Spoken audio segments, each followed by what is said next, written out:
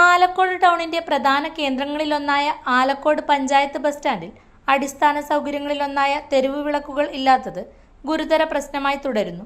3 പതിറ്റാണ്ട് മുൻപ് സ്ഥാപിതമായ ബസ് സ്റ്റാൻഡിൽ ഇന്നും ആവശ്യമായ ലൈറ്റിംഗ് സൗകര്യങ്ങൾ ലഭ്യമാകാത്തത് പ്രദേശത്തെ ഇരുട്ടിലാഴ്ത്തിയിരിക്കുകയാണ്. മുൻപ് സ്ഥാപിച്ചിരുന്ന തെരുവ് വിളക്കുകൾ പ്രവർത്തനരഹിതമായതോടെ സന്ധ്യയ്ക്ക് ശേഷം ബസ് സ്റ്റാൻഡും പരിസരവും പൂർണ്ണമായും ഇരുട്ടിലാകുന്നു. ദിനംപ്രതി നിരവധി യാത്രക്കാരും ബസ്സുകളും എത്തുന്ന സ്ഥലമായിട്ടും അധികൃതരുടെ അനാസ്ഥയ്ക്കെതിരെ നാട്ടുകാരിൽ ശക്തമായ പ്രതിഷേധമുണ്ട്. ആലക്കോട് മെയിൻ റോഡിൽ നിന്നും ബസ് സ്റ്റാൻഡിലേക്കുള്ള വഴിയിലും ലൈറ്റുകൾ ഇല്ലാത്തത് യാത്രക്കാരുടെ സുരക്ഷയെ ബാധിക്കുന്നു. നിരവധി വ്യാപാര സ്ഥാപനങ്ങൾ പ്രവർത്തിക്കുന്ന ഈ പാതയിൽ രാത്രിയിൽ സഞ്ചരിക്കുന്നത് ബുദ്ധിമുട്ടായി മാറിയിരിക്കുകയാണ്.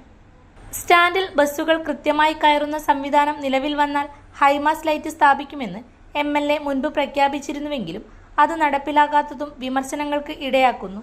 Sub treasury, village office, ICDS office, ബാങ്കുകൾ ഉൾപ്പെടെയുള്ള നിരവധി സർക്കാർ സ്വകാര്യ സ്ഥാപനങ്ങൾ പ്രവർത്തിക്കുന്ന ഈ മേഖലയിലെ വെളിച്ചക്കുറവ് വ്യാപാര മേഖലയ്ക്കും തിരിച്ചടിയാണ്.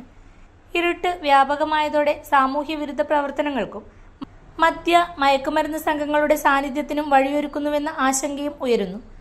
ബസ് സ്റ്റാൻഡിലും സമീപ റോഡുകളിലും ഹൈമാസ് ഉൾപ്പെടെയുള്ള തെരുവ് വിളക്കുകൾ അടിയന്തരമായി സ്ഥാപിക്കണമെന്ന ആവശ്യം ശക്തമാകുകയാണ്.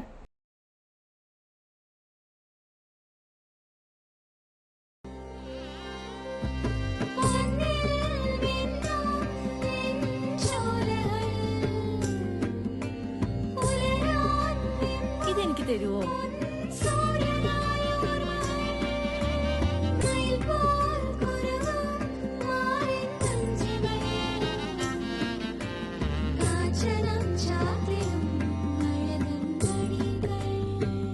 ചില ബന്ധങ്ങൾ പവിത്രമാണ്. കണ്ണും നിറയും, മനസ്സും നിറയും. സ്വന്തം ജോസ്കോ ജ്വല്ലേഴ്സ്.